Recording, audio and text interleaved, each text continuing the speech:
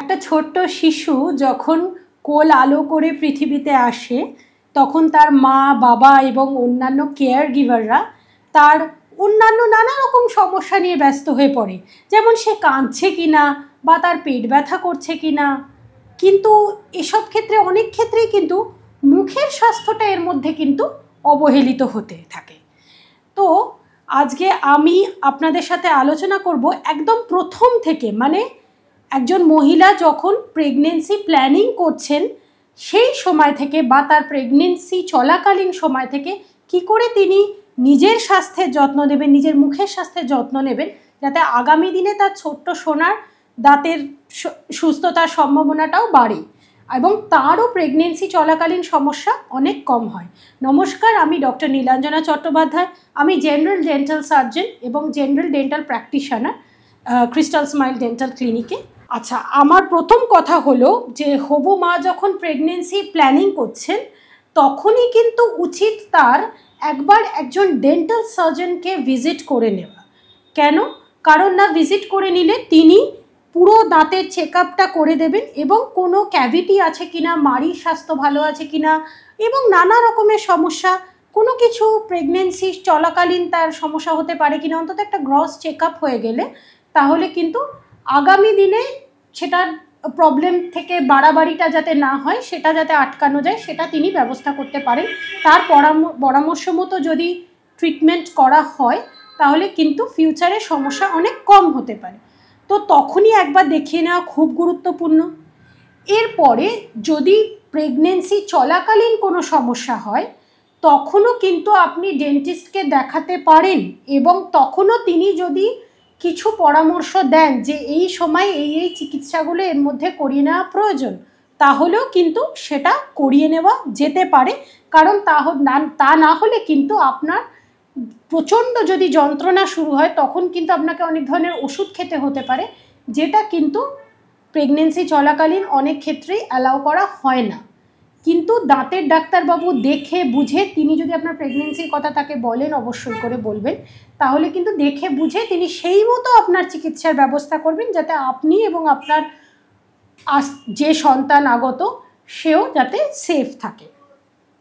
Pregnancy চলাকালীন আরও কিছু সমস্যা হয়, যেমন ধরুন আপনার প্রচণ্ড বমি ভাব হতে পারে, মহিলাদের কথা বলছি, প্রচণ্ড বমি ভাব হলো এবং সেক্ষেত্রে কিন্তু সকালবেলা উঠেই আমরা বলবো ব্রাশটা না করে আগে প্লেন জল দিয়ে মুখটা ধুয়ে নেবেন এবং যদি কোনো মাউথওয়াশ প্রেসক্রাইব করা হয়, আপনার ডাক্তারবাবুই সেটা করেছেন, তো সেই ধরনের কোনো মাউথওয়াশ দিয়ে একটু মুখটা ধুয়ে নিতে পারেন। তখনই ব্রাশ করবেন না, কারণ তাতে অ্যাসিড রিফ্লাক্সের কারণে তখন আমাদের এনামেল প্রচণ্ডভাবে কিন্তু ক্ষতিগ্রস্ত হওয়ার চান্স থাকে সেই সময় যদি ব্রাশ করা হয়।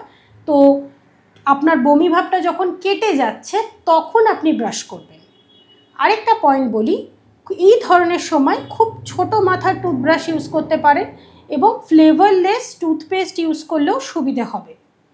আচ্ছা, এরপরে আরেকটা কথা, এই সময় প্রচণ্ড ক্রেভিং হতে পারে। তো ক্রেভিং হওয়ার সময় অনেক সময় হবু মায়েরা কী করেন যে খুব মিষ্টি টিষ্টি খেতে থাকেন। আমরা তো অবশ্যই না বলবো যে এতটা মিষ্টি টিষ্টি এই সময় একটু অ্যাভয়েড করে চলাই ভালো, কিন্তু একান্তই যদি কন্ট্রোল না করতে পারেন নিশ্চয়ই খাবেন বুঝে শুনে, কিন্তু প্রত্যেকবার খাওয়ার পরে ভালো করে জল দিয়ে মুখটা ধুয়ে নেবেন এবং রাত্রিবেলা শোবার সময় অবশ্যই টুথব্রাশ এবং টুথপেস্ট ইউজ করে ব্রাশ করে শোবেন। আরেকটা পয়েন্ট বলে দিই, এই সময় কিন্তু ফলিক অ্যাসিড নিতে বলা হয় এবং ডাক্তারের পরামর্শ মতো ভিটামিনস এবং একটা হেলদি ডায়েট খুব দরকার, সেটাও কিন্তু আপনারা আপনাদের ডাক্তারের পরামর্শ নিয়ে সেটা ফলো করবেন। তিনি যা যা বলেছেন সেই অনুযায়ী সেই মেডিকেশনসগুলো নিতে থাকবেন। প্রেগনেন্সির সময় প্রেগনেন্সি জিঞ্জিভাইটিস বলে একটা সমস্যা হয়, ঠিক আছে, মাড়ি ফুলে যায় অত্যন্ত বেশিভাবে।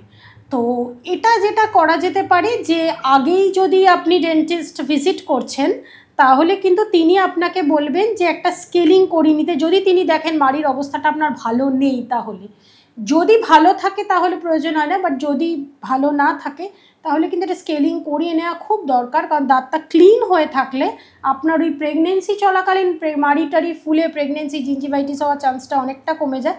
এবং যদি সেই সময় হয় এবং আপনার ডক্টর বা ডেন্টাল সার্জন যিনি আছেন তিনি যদি বোঝেন যে এটা এখন করা যেতে পারে, তাহলে কিন্তু তিনি করে দেবেন, আপনিও করিয়ে নিতে পারেন, তাতে সমস্যা হয়। যে ধরুন আপনার এরপরে আপনার খুশির খবর আপনি পেয়ে গেলেন, আপনার সন্তান এলো, কিন্তু আপনি অন্য বিষয়গুলো নিয়ে ব্যস্ত থাকলেন, তার মুখের স্বাস্থ্যটা দেখলেন না। ফিড করাটা কিন্তু আমরা বলি যে ব্রেস্ট ফিডিং অবশ্যই দরকার, কিন্তু 6 মান্থসের পরে আস্তে আস্তে যখন সে সলিড খাবার খেতে শুরু করে, তার দাঁতও উঠতে শুরু করে, তখন কিন্তু ফিডিংটা কমাতে হবে, এবং আস্তে আস্তে 1 বছর হয়ে গেলে আমরা ছেড়ে দিতেই বলি। এবং ফিড করানোর সময় ফিড করতে করতে ঘুম পাড়িয়ে দেওয়া যাবে না, কারণ ওই যে মুখে যে দুধটা থেকে যাচ্ছে সেখান থেকে কিন্তু ক্যাভিটি হয়ে যাচ্ছে, যেটাকে নার্সিং বটল ক্যারিজ বলে। এবং যখন বাচ্চার দাঁত ওঠেনি তখন থেকেই কিন্তু যত্ন করা শুরু করতে হবে। যেমন ধরুন হাতে একটা পরিষ্কার কাপড় বা গজ মুড়িয়ে নিয়ে, আঙুলে মুড়িয়ে নিয়ে সেটাকে হালকা ভিজিয়ে মুখের ভেতরটা ভালো করে প্রত্যেকবার খাওয়ার পরে পরিষ্কার করে দেয়, যখন সে দুধ খাচ্ছে তখন থেকে। এবং যখন তার 1-2 দাঁত উঠেছে কিন্তু সে থুতু ফেলতে পারে না, তখনও সেটা করা। এবং তার 1 বছর বয়স হয়ে গেলে তখন আপনি একজন ডেন্টিস্টের কাছে নিয়ে যাবেন, এবং তখন আগামী পরামর্শগুলো নিয়ে নেবেন, যাতে কিভাবে আপনার বাচ্চাটিকে আপনি তার মুখের স্বাস্থ্য ভালো রাখতে পারেন। তাহলে বাচ্চাটির বড় হয়ে ওঠার সময় অনেকটাই সুবিধা হবে। নমস্কার।